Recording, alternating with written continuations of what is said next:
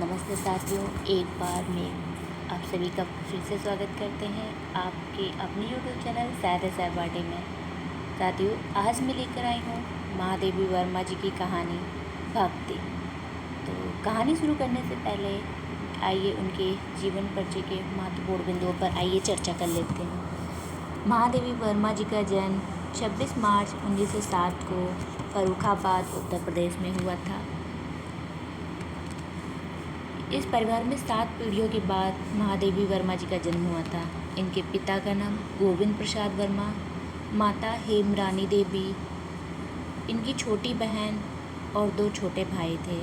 छोटी बहन का नाम श्यामा देवी और 2 भाइयों में जगमोहन और मनमोहन 2 भाई थे। 1932 में इलाहाबाद विश्वविद्यालय से MA करने के बाद से इनकी प्रसिद्धि का एक नया युग प्रारंभ हुआ। बुद्ध भगवान के प्रति भक्तिमय अनुराग होने के कारण और अपने बाल विवाह के अवसाद को झेलने वाली महादेवी बौद्ध भिक्षुणी बनना चाहती थी। प्रयाग महिला विद्यापीठ की प्रधानाचार्य का पद संभाला और फिर चांद पत्रिका का निःशुल्क संपादन कार्य किया। 1954 में वे दिल्ली स्थापित साहित्य अकादमी की सदस्य चुनी गईं तथा 1981 में सम्मानित सदस्य। 1966 में इनके पति स्वरूप नारायण जी का निधन हो गया। इसके बाद वह इलाहाबाद में रहने लगे। 11 मार्च 1987 को इलाहाबाद में दिल का दौरा पड़ने से महादेवी वर्मा जी की मृत्यु हो जाती है। इनको जो सम्मान मिले थे उसमें साहित्य अकादमी पुरस्कार मिला था, पद्म भूषण जो 1956 में मिला था, ज्ञानपीठ पुरस्कार 1982 में और 1981 में जो पुरस्कार मिला था वह अमृता प्रीतम जी को ज्ञानपीठ पुरस्कार था जो पंजाबी भाषा के लिए दिया गया था। हिंदी साहित्य में प्रथम पुरस्कार महिला जो ज्ञानपीठ पुरस्कार है वह महिलाओं में महादेवी वर्मा जी को ही मिला था। स्वतंत्रता सेनानी पुरस्कार, आइए काव्य संग्रह पर इनके चर्चा कर लेते हैं।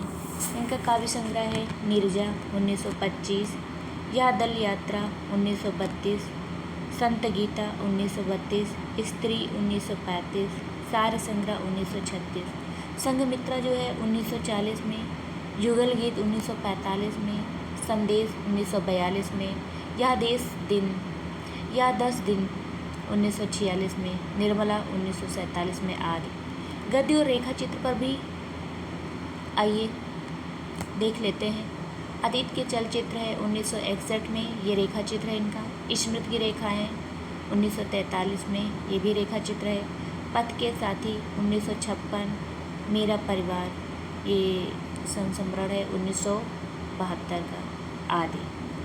तो अब चलो देर न करते हुए कहानी की ओर चलते हैं।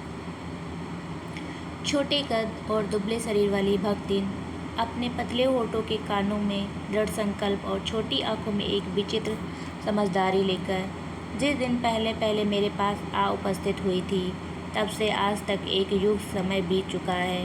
पर जब कोई जिज्ञासु उससे इस संबंध में प्रश्न कर बैठता है तब वह पलकों को आधी पुतलियों तक गिराकर और चिंतन की मुद्रा में टुट्टी को कुछ ऊपर उठाकर विश्वास भरे कंठ से उत्तर देती है, तुम पंचन का बताई, यही 50 बरिस से संग रहित है। इस हिसाब से मैं 75 की ठहरती हूँ और वह 100 वर्ष की आयु भी पार कर जाती है। इसका भक्तिन को पता नहीं। पता हो भी तो संभवतः वह मेरे साथ बीते हुए समय में रत्ती भर भी कम न करना चाहेगी। मुझे तो विश्वास होता जा रहा है कि कुछ वर्षों तक पहुंचा देगी, चाहे उसके हिसाब से मुझे 101.5 वर्ष की असंभव आयु का भार क्यों न ढोना पड़े। सेवक धर्म में हनुमान जी से स्पर्धा करने वाली भक्तिन किसी अंजना की पुत्री ना होकर एक अनाम धन्य गोपालिका की कन्या है। नाम है लक्ष्मीन अर्थात लक्ष्मी। पर जैसे मेरे नाम की विशालता मेरे लिए दुर्वाह है, वैसे ही लक्ष्मी की समृद्धि भक्तिन के कपाल की कुंचित रेखाओं में नहीं बन सकी। वैसे तो जीवन में प्रायः सभी को अपने अपने नाम का विरोधाभास लेकर जीना पड़ता है, पर भक्तिन बहुत समझदार है क्योंकि वह अपना समृद्धि सूचक नाम किसी को बताती नहीं। केवल जब नौकर की खोज में आई थी तब ईमानदारी का परिचय देने के लिए उसने शेष इतिवृत्ति के साथ यह भी बता दिया, पर इस प्रार्थना के साथ भी कि मैं कभी नाम का उपयोग ना करूं। उपनाम रखने की प्रतिमा होती तो मैं सबसे पहले उसका प्रयोग अपने ऊपर करती। इस तथ्य को देहातिन क्या जाने। इसी से जब मैंने कंठीमाला देखकर उसका नया नामकरण किया, तब वह भक्तिन जैसे कवित्वहीन नाम को पाकर भी गदगद हो उठी। भक्तिन के जीवन का इतिवृत्त बिना जाने हुए उसके स्वभाव को संपूर्णता क्या अंश था समझना भी कठिन होगा। वह ऐतिहासिक झूसी में गांव प्रसिद्ध एक अहीर सुरमा की इकलौती बेटी ही नहीं, विमाता की किंवदंती बन जाने वाली ममता की काया में भी पली है। 5 वर्ष की वय में उसे हड़िया ग्राम के एक संपन्न गोपालक की सबसे छोटी पुत्रवधू बनाकर पिता ने शास्त्र में से 2 पग आगे रहने की ख्याति कमाई और 9 वर्षीय युवती का गौना देकर विमाता ने बिना मांगे पराये धन लौटाने वाले महाजन का पुण्य लूटा। पिता का उस पर अगाध प्रेम होने के कारण स्वभावतः ईर्ष्यालु और संपत्ति की रक्षा में सतर्क विमाता ने उनके मरणांतक रोग का समाचार तब भेजा जब वह मृत्यु की सूचना भी बन चुका था। रोने पीटने के अपशगुन से बचने के लिए सास ने भी उसे कुछ न बताया। बहुत दिन से नैहर नहीं गई, सो जाकर देख आवे, यही कहकर और पहना उड़ाकर सास ने उसे विदा कर दिया। इस अप्रत्याशित अनुग्रह ने उसे पैरों में जो पंख लगा दिए थे, वे गांव की सीमा में पहुंचते ही झड़ गए। हाय लक्ष्मण, अब आई की अस्पष्ट पुनरावृत्तियाँ और स्पष्ट सहानुभूतिपूर्ण दृष्टियाँ उसे घर तक ठेल ले गई, पर वहाँ न पिता का चिन्ह शेष था, न विमाता के व्यवहार में शिष्टाचार का लेस था। दुख से शिथिल और अपमान से जलती हुई वह उस घर में पानी भी बिना पिए उल्टे पैरों ससुराल लौट पड़ी। सास को खरी खोटी सुनाकर उसने विमाता पर आया हुआ क्रोध शांत किया और पति के ऊपर गहने फेंक कर उसने पिता के चिर बिछोह की मर्म व्यथा व्यक्त की। जीवन के दूसरे परिच्छेद में भी सुख की अपेक्षा दुख ही अधिक है। जब उसने गेहुए रंग और बटिया जैसे मुख वाली अपनी पहली कन्या के 2 संस्करण और कर डाले, तब सास और जेठानियों ने ओठ बिचकाकर अपेक्षा प्रकट की। उचित भी था, क्योंकि सास 3 कमाऊ वीरों की विधात्री बनकर मचिया के ऊपर विराजमान पुरखिन के पद पर अभिषिक्त हो चुकी थी और दोनों जेठानियाँ काग बिचुंडे जैसे काले लालों की क्रमबद्ध सृष्टि करके इस पद के लिए उम्मीदवार थी। छोटी बहू ने लीक छोड़कर चलने के कारण उसे दंड मिलना आवश्यक हो गया। जेठानियाँ बैठकर लोक चर्चा करती और उसके कलूटे लड़के धूल उड़ाते। वह मट्ठा फेरती, कूटती, पीसती, रांधती और उसकी नन्ही लड़कियाँ गोबर उठाती, कंडे पाथती। जेठानियाँ अपने भात पर सफ़ेद राब रखकर गाढ़ा दूध डालती और अपने गुड़ की डली के साथ कठौती में मट्ठा पीती।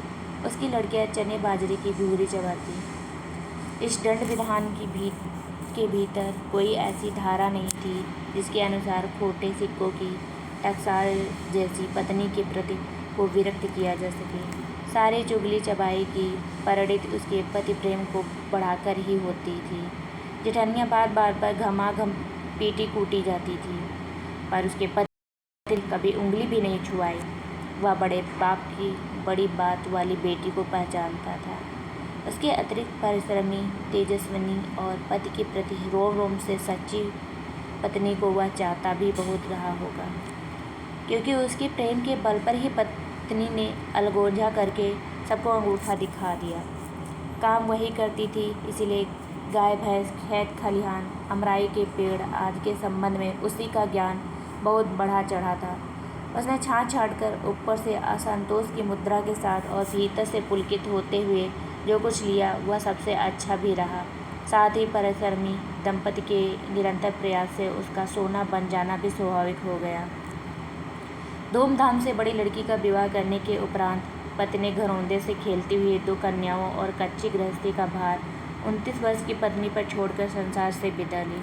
जब वह मरा तब उसकी अवस्था 36 वर्ष से कुछ ही अधिक रही होगी, पर पत्नी ने उसे आज बुढ़ाऊ कहकर स्मरण करती है।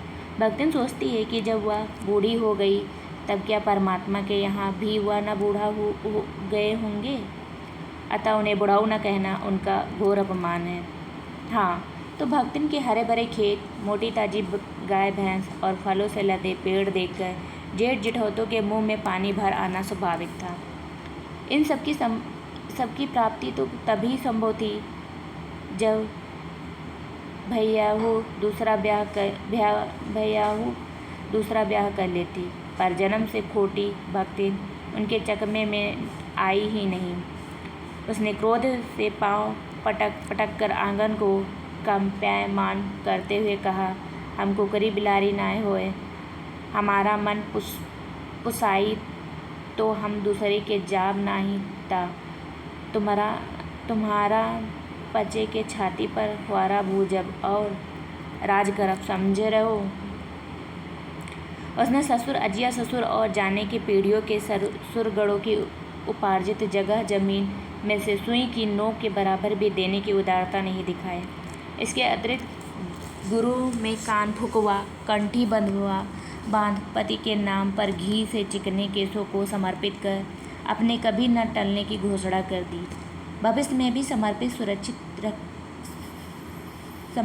रखने के लिए उसने छोटी लड़की के हाथ पीले कर उन्हें ससुराल पहुंचाया और पति के चुने बड़े दामाद को घर जमाई बनाकर रखा। इस प्रकार उसके जीवन का तीसरा परिच्छेद प्रारंभ हुआ। भक्तिन का दुर्भाग्य कि उससे कम हठी नहीं था। इसी से किशोरी से युवती होते ही बड़ी लड़की विधवा हो गई। भैयू से पार ना पा सकने वाले जेठों और काकी को परास्त करने के लिए कटिबद्ध जिठौतों ने आशा की एक किरण देख पाए।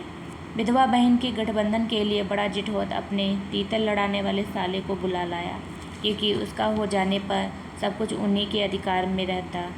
भक्तिन की लड़की भी माँ से कम समझदार नहीं थी। इसी से उसने वर को नापसंद कर दिया। बाहर के बहनोई का आना चचेरे भाइयों के लिए असुविधाजनक नहीं था, अतः यह प्रस्ताव जहाँ का तहाँ रह गया। तब वे दोनों माँ बेटी खूब मन लगाकर अपनी संपत्ति की देखभाल करने लगी और मान न मान में तेरा मेहमान की कहावत चरितार्थ करने वर के समर्थक उसे किसी न किसी प्रकार पति की पदवी पर अभिषिक्त करने का उपाय सोचने लगे। एक दिन माँ की अनुपस्थिति में वर महाशय ने बेटी की कोठरी में घुसकर भीतर से द्वार बंद कर लिया और उसके समर्थक गांव वालों को बुलाने लगे। अहीर युवती जब इस डकैत वर की मरम्मत कर कुंडी खोली तब पंच बेचारे समस्या में पड़ गए। तीतरबाज युवक कहता था वह निमंत्रण पाकर भीतर गया और युवती उसके मुख पर अपनी 5 उंगलियों के उभार से उस निमंत्रण के अक्षर पढ़ने का अनुरोध करती थी। अंत में दूध का दूध, पानी का पानी करने के लिए पंचायत बैठी और सबने सिर हिला हिलाकर इस समस्या का मूल कारण कलयुग को स्वीकार किया।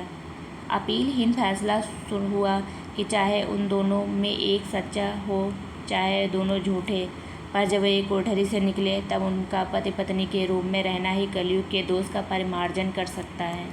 अपमानित बालिका ने होठ काट कर लहू निकाल लिया और माँ ने अग्नेय नेत्रों से गले पड़े दामाद को देखा। संबंध कुछ सुखकर नहीं हुआ, क्योंकि दामाद अब निश्चिंत होकर तीतर लड़ाता था और बेटी विवश क्रोध से जलती रहती थी। इतने यत्न से संभाले हुए गाय ढोर, खेती बारिश सब पारिवारिक दोष में ऐसे झुलस गए कि लगान अदा करना भी भारी हो गया। सुख से रहने की कौन कहे। अंत में एक बार लगान न पहुंचने पर जमींदार ने भक्तिन को बुलाकर दिन भर कड़ी धूप में रखा। यह अपमान तो उसकी कर्मठता में सबसे बड़ा कलंक बन गया। अतः दूसरे ही दिन भक्तिन कमाई के विचार से सहारा पहुंची। घुटी हुई चांद को मोटी मेली धोती से ढके और मानो सब प्रकार की आहट सुनने के लिए एक कान कपड़े से बाहर निकाले हुए भक्तिन जब मेरे यहाँ सेवक धर्म में दीक्षित हुई तब उसके जीवन के चौथे और संभवतः अंतिम परिच्छेद का जो अर्थ हुआ इसकी अति अभी दूर है। भक्तिन की वेशभूषा में गृहस्थ और वैरागी का सम्मिश्रण देख मैंने शंका से प्रश्न किया, क्या तुम खाना बनाना जानती हो? उत्तर में उसने ऊपर से होंठ को सिकोड़े और नीचे की अधर को कुछ बढ़ाकर आश्वासन की मुद्रा के साथ कहा, ई कौन बड़ी बात आए। रोटी बनाए जानित है, दाल रांध लेती है, साग भाजी छौंक सकित है और बाकी का रहा। दूसरे दिन तड़के ही सिर पर कई लोटे औंध कर उसने मेरी धुली धोती जल के छींटे से पवित्र कर पहनी और पूर्व के अंधकार और मेरी दीवार से फूटते हुए सूर्य और पीपल का 2 लोटे जल से अभिनंदन किया। 2 मिनट नाक दबाकर जप करने के उपरांत जब वह कोयले की मोटी रेखा से अपने साम्राज्य की सीमा निश्चित कर चौके में प्रतिष्ठित हुई, तब मैंने समझ लिया कि इस सेवक का साथ टेढ़ी खीर है। अपने भोजन के संबंध में नितांत वीतराग होने पर भी मैं पाक विद्या के लिए परिवार भर में प्रख्यात हूँ और कोई भी पाक कुशल दूसरे के काम में नुक्ताचीनी बिना किए रह नहीं सकता। पर जब अछूत पाक पर प्राण देने वाले व्यक्तियों का बात बात पर भूखा मरना स्मरण हो आया और भक्तिन की शंका कुल दृष्टि में छिपे हुए निषेध का अनुभव किया, तब कोयले की रेखा मेरे लिए लक्ष्मण के धनुष से खींची हुई रेखा के समान दुर्लभ हो उठी। निरुपाय अपने कमरे में बिछौने पर पड़कर और नाक के ऊपर खुली हुई पुस्तक स्थापित कर मैंने चौके में पीढ़े पर आसीन अनधिकारी को भूलने का प्रयास करने लगी। भोजन के समय जब मैंने अपनी निश्चित सीमा के भीतर निर्दिष्ट स्थान ग्रहण कर लिया, तब भक्ति ने प्रसन्नता से लबालब दृष्टि और आत्मतुष्टि से आप्लावित मुस्कुराहट के साथ मेरी फूल की थाली में 1 अंगुल मोटी और गहरी काली चित्तीदार 4 रोटियां रखकर उसे टेढ़ी कर गाढ़ी दाल परोस दी। पर जब उसके उत्साह पर तुषारपात करते हुए मैंने रुआसे भाव से कहा, यह क्या बनाया है, तब वह हतबुद्धि हो रही। रोटियां अच्छी सेकने के प्रयास में कुछ अधिक खरी हो गई, पर अच्छी हैं। तरकारियां थी, पर जब दाल बनी है तब उसका क्या काम, शाम को दाल न बनाकर तरकारी बना दी जाएगी। दूध घी से सब मुझे अच्छा नहीं लगता, नहीं तो सब ठीक हो जाता। अब ना हो तो आमचूर और लाल मिर्च की चटनी पीस ली जावे। उससे भी काम ना चले तो यह गांव से लाई हुई गठरी में से थोड़ा सा गुड़ दे देगी। और शहर के लोग क्या कलाबत्तू खाते हैं? फिर वह कुछ अनाड़िन या फूहड़ नहीं। उसके ससुर, पितिया ससुर, अजिया सास आदि ने उसकी पाक कुशलता के लिए न जाने कितने मौखिक प्रमाण पत्र दे डाले हैं। भगतिन के इस सारगर्भित लेक्चर का प्रभाव यह हुआ कि मैं मीठे से विरक्ति के कारण, बिना गुड़ के और घी से अरुचि के कारण रूखी दाल में 1 मोटी रोटी खाकर बहुत ठाठ से यूनिवर्सिटी पहुंची और न्याय सूत्र पढ़ते पढ़ते शहर और देहात के जीवन के इस अंतर पर विचार करती रही। अलग भोजन की व्यवस्था करनी पड़ी थी अपने गिरते हुए स्वास्थ्य और परिवार वालों की चिंता निवारण के लिए, पर प्रबंध ऐसा हो गया कि उपचार का प्रश्न ही खो गया। इस देहाती वृद्धा ने जीवन की सरलता के प्रति मुझे इतना जागृत कर दिया था कि मैं अपनी असुविधाओं में छिपाने लगी, सुविधाओं की चिंता करने तो दूर की बात। इसके अतिरिक्त भक्तिन का स्वभाव ही ऐसा बन चुका है कि वह दूसरों को अपने मन के अनुसार बना लेना चाहती है, पर अपने संबंध में किसी प्रकार के परिवर्तन की कल्पना तक उसके लिए संभव नहीं। इसी से आज मैं अधिक देहाती हूँ, पर इसे शहर की हवा नहीं लग पाई। मकई का रात को बना दलिया सवेरे मट्ठे से सौंधा लगता है। बाजरे के तिल लगाकर बनाए हुए पुए गरम कम अच्छे लगते हैं। ज्वार के भुने हुए भुट्टे के हरे दानों की खिचड़ी स्वादिष्ट होती है। सफ़ेद महुए की लपसी संसार भर के हलवे को लजा सकती है आदि वह मुझे क्रियात्मक रूप से सिखाती रहती है, पर यहाँ का रसगुल्ला तक भक्तिन के पोपले मुंह में प्रवेश करने का सौभाग्य नहीं प्राप्त कर सका। मेरे रात दिन नाराज होने पर भी उसने साफ धोती पहनना नहीं सीखा, पर मेरे स्वयं धोकर फैलाए हुए कपड़ों को भी वह तह करने के बहाने सिलवटे से भर देती। मुझे उसने अपनी भाषा की अनेक दंत कथाएँ कंठस्थ करा दी थी, पर पुकारने पर वह ओए के स्थान में जी कहने का शिष्टाचार भी नहीं सीख सकी। भक्तिन अच्छी है यह कहना कठिन होगा, क्योंकि उसमें दुर्गुणों का अभाव नहीं। वह सत्यवादी हरिश्चंद्र नहीं बन सकती, पर नरो व कुंजरो व कहने में भी विश्वास नहीं करती। मेरे इधर उधर पड़े पैसे रुपए भंडार घर की किसी मटकी में कैसे अंतर्हित हो जाते हैं, यह रहस्य भी भक्तिन जानती है, पर इस संबंध में किसी के संकेत करते ही वह उसे शास्त्रार्थ के लिए ऐसी चुनौती दे डालती है जिसको स्वीकार कर लेना किसी तर्क शिरोमणि के लिए भी संभव नहीं।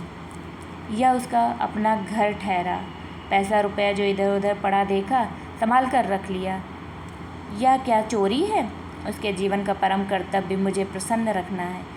जिस बात से मुझे क्रोध आ सकता है उसे कुछ बदल कर इधर उधर करके बताना क्या झूठ है? इतनी चोरी और इतना झूठ तो धर्मराज महाराज में भी होगा, नहीं तो वे भगवान को कैसे प्रसन्न रख सकते और संसार को कैसे चला सकते। शास्त्र का प्रश्न भी भक्तिन अपनी सुविधा के अनुसार सुलझा लेती है।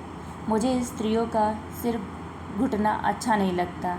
अंत में मैंने भक्तिन को रोका। उसने अकुंठित भाव से उत्तर दिया कि शास्त्र में लिखा है। कौतूहलवश में पूछ ही बैठी, क्या लिखा है? तुरंत उत्तर मिला, तीरथ गए मुड़ाए सिद्ध।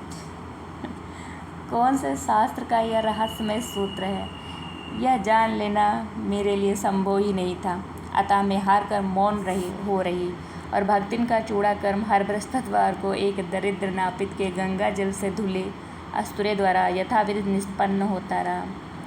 पर वह मूर्ख है, यह विद्या बुद्धि का महत्व नहीं जानती। यह कहना असत्य कहना है। अपने विद्या के अभाव को वह मेरी पढ़ाई लिखाई पर अभिमान करके भर लेती है। एक बार जब मैंने सब काम करने वालों से अंगूठे के निशान के स्थान में हस्ताक्षर लेने का नियम बनाया तब भक्तिन बड़े कष्ट में पड़ गई, क्योंकि एक तो उससे पढ़ने की मुसीबत नहीं उठाई जा सकती थी, दूसरे वह गाड़ीवान दाइयों के साथ बैठकर पढ़ना उसकी वयोवृद्धता का अपमान था। अतः उसने कहना प्रारंभ किया, हमाल मालिकिन तो रात दिन किताबें में गड़ी रहा थे, अब हमहू पढ़े लागब तो घर गृहस्थी कौन देखी सुनी। पढ़ाने वाले और पढ़ने वाले दोनों पर इस तर्क का ऐसा प्रभाव पड़ा कि भक्तिन इंस्पेक्टर के समान क्लास में घूम घूम कर किसी के आई की बनावट, किसी के हाथ की मंथरता, किसी की बुद्धि की मंदता पर टीका टिप्पणी करने का अधिकार पा गई। उसे तो अंगूठा निशानी देकर वेतन लेना नहीं होता, इससे बिना पढ़े ही वह पढ़ने वालों की गुरु बन बैठी। वह अपने तर्क की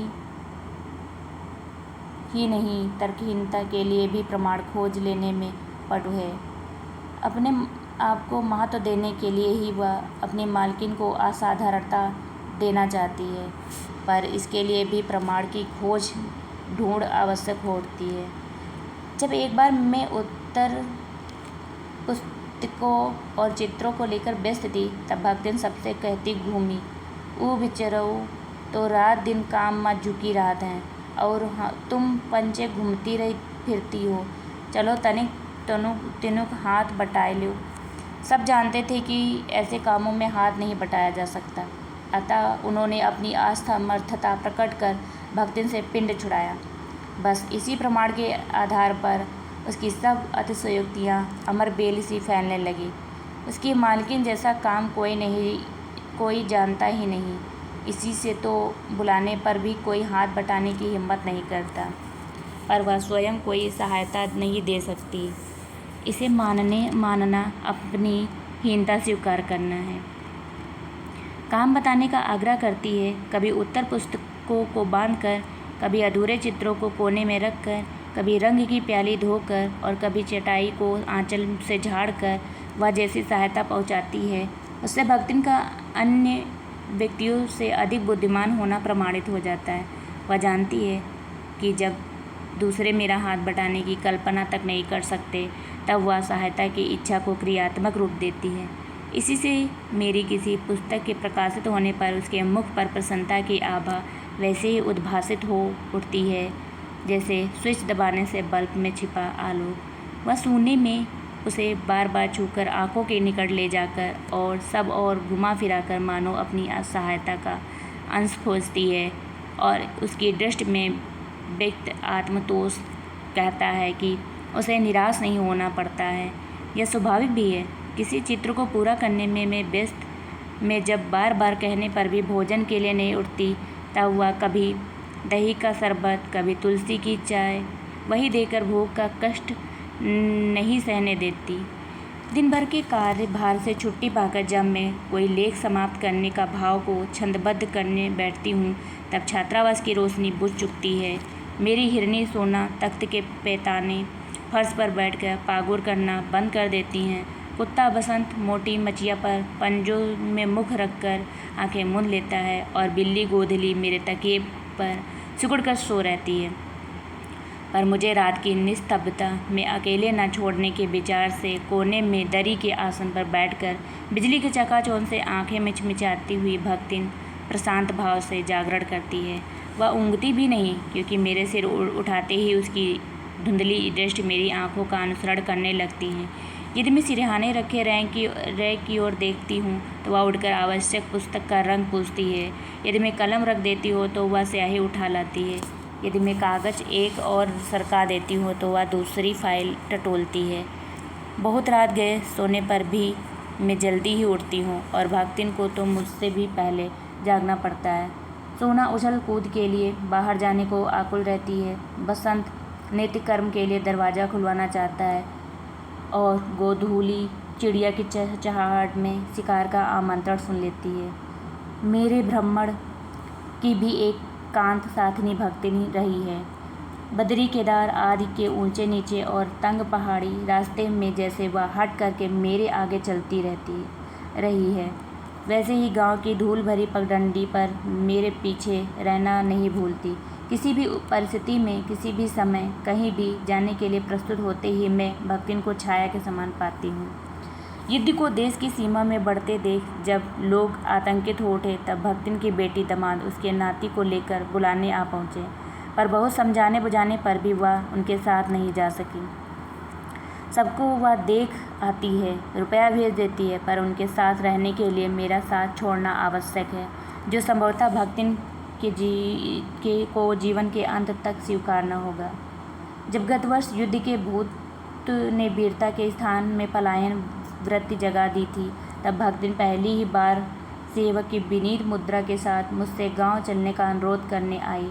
वह लकड़ी रखने के मचान पर अपनी नई धोती बिछाकर मेरे कपड़े रख देगी, दीवार में कीले गाड़कर और उन पर तख्ते रखकर मेरी किताबें सजा देगी। धान के पुआल का गोदरा बनवाकर और उस पर अपना कंबल बिछाकर वह मेरे सोने का प्रबंध करेगी।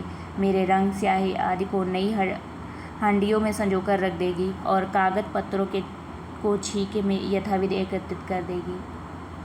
मेरे पास वहाँ जाकर रहने के लिए रुपया नहीं है, यह मैंने भक्तिन के प्रस्ताव को अवकाश न देने के लिए कहा था, पर उसके परिणाम ने मुझे विस्मित कर दिया। भक्तिन ने परम रहस्य का उद्घाटन करने की मुद्रा बनाकर और अपना पोपला मुंह मेरे कान के पास लाकर हौले हौले बताया कि उसके पास 20 और 5 रुपया गड़ा रखा है। 20 और 5 रुपया गड़ा रखा है, उसी से वह सब प्रबंध कर लेगी। फिर लड़ाई तो कुछ अमरौती खाकर आई नहीं है, जब सब ठीक हो जाएगा तब यहीं लौट आएंगे। भक्तिन की कंजूसी के प्रमाण पूंजीभूत होते होते पर्वताकार बन चुके थे, परंतु इस उदारता के डायनामाइट ने क्षण भर में उन्हें उड़ा दिया था। इतने थोड़े रुपए का कोई महत्व नहीं, परंतु रुपये के प्रति भक्तिन का अनुराग इतना प्रख्यात हो चुका है कि मेरे लिए उसका परित्याग मेरे महत्व को सीमा तक पहुंचा देता है। भक्तिन और मेरे बीच में सेवक स्वामी का संबंध है, यह कहना कठिन है, क्योंकि ऐसा कोई स्वामी नहीं हो सकता जो इच्छा होने पर भी सेवक को अपनी सेवा से हटा ना सके, और ऐसा कोई सेवक भी नहीं सुना गया जो स्वामी से चले जाने का आदेश पाकर अवज्ञा से हंस दे। भक्तिन को नौकर कहना उतना ही असंगत है जितना अपने घर में बारी बारी से आने जाने वाले अंधेरे उजाले और आंगन में फूलने वाले गुलाब और आम को सेवक मानना। वे जिस प्रकार एक अस्तित्व रखते हैं, जिस सार्थकता देने के लिए ही हमें सुख दुख देते हैं, उसी प्रकार भक्तिन का स्वतंत्र व्यक्तित्व अपने विकास के परिचय के लिए ही मेरे जीवन को घेरे हुए है। परिवार और परिस्थिति के कारण उसके स्वभाव में जो विषमताएं उत्पन्न हो गई हैं, उसके भीतर से एक स्नेह और सहानुभूति की आभा फूटती रहती है। उसी से उसके संपर्क में आने वाले व्यक्ति उसमें जीवन की सहज मार्मिकता ही पाते हैं। छात्रावास की बालिकाओं में से कोई अपनी चाय बनवाने के लिए उसके चौके में कोने में घुसी रहती हैं, कोई दूध औटवाने के लिए देहली पर बैठी रहती है, कोई बाहर खड़ी मेरे लिए बने नाश्ते को चख कर उसके स्वाद की विवेचना करती रहती हैं। मेरे बाहर निकलते ही सब चिड़ियों के समान उड़ जाती हैं और भीतर आते ही यथास्थान विराजमान हो जाती हैं। उन्हें आने में रुकावट ना हो, संभवतः इसी से भक्ति ने अपना दोनों जून का भोजन सवेरे ही बनाकर ऊपर के आले में रख देती है और खाते समय चौके का एक कोना धोकर पाकछूत के सनातन नियमों से समझौता कर लेती है। मेरे परिचितों और साहित्यिक बंधुओं से भी भक्तिन विशेष परिचित है, पर उनके प्रति भक्तिन के सम्मान की मात्रा मेरे प्रति उनके सम्मान की मात्रा पर निर्भर है और संभवतः उनके प्रति मेरे सद्भावना से निश्चित होता है। इस संबंध में भक्तिन की सहज बुद्धि विस्मित कर देने वाली है। वह किसी को आकार प्रकार और वेशभूषा से स्मरण करती है और किसी को नाम के अपभ्रंश द्वारा। कवि और कविता के संबंध में उसका ज्ञान बढ़ा है, पर आदर भाव नहीं। किसी के लंबे बाल और अस्त व्यस्त वेशभूषा देखकर वह कह उठती, का ओहू कवित्व लिखत जानत है, और तुरंत ही उसकी अवज्ञा प्रकट हो जाती है। तब वो कुछो करी है धरी है ना, बस गली गली गावत बजावत फिरी है। पर सबका दुख उससे प्रभावित कर सकता है।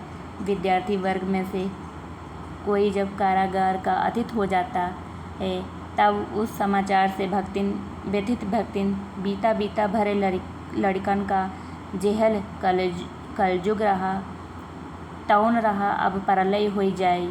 उनकर माई का बड़े लाट तक लड़े का चाहिए कहकर दिन भर सबको परेशान करती रहती है। बापू से लेकर साधारण व्यक्ति तक सबके प्रति भक्तिन की सहानुभूति एक रस मिलती है। भक्तिन के संस्कार ऐसे हैं कि वह कारागार में वैसे ही डरती है जैसे यमलोक से। ऊंची दीवार देखते ही वह आंख मूंदकर बेहोश हो जाना चाहती है। उसकी यह कमजोरी इतनी प्रसिद्धि पा चुकी है कि लोग मेरे जाने की संभावना बताकर उसे चिढ़ाते रहते हैं। वह डरती नहीं, यह कहना असत्य होगा, पर डर से भी अधिक महत्व मेरे साथ का ठहरता है।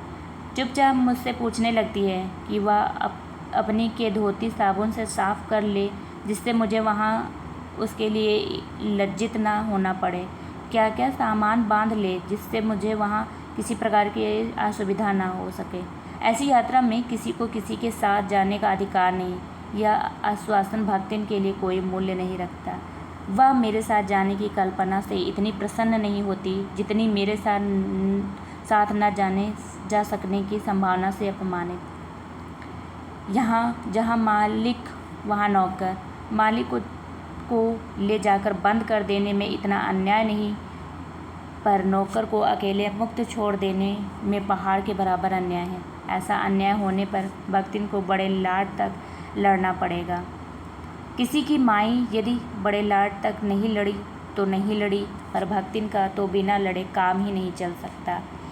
ऐसे विषम प्रतिद्वंदियों की स्थिति कल्पना में भी दुर्लभ है।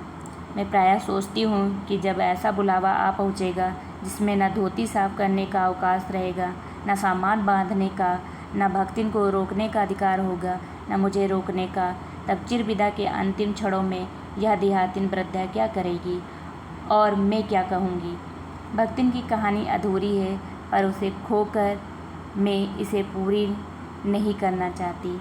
यहीं पर इस कहानी का अंत होता है। अगर कहानी आपको अच्छी लगी तो प्लीज़ इसे लाइक और शेयर ज़रूर कर दीजिएगा। मिलते हैं अगले वीडियो में, तब तक के लिए नमस्कार।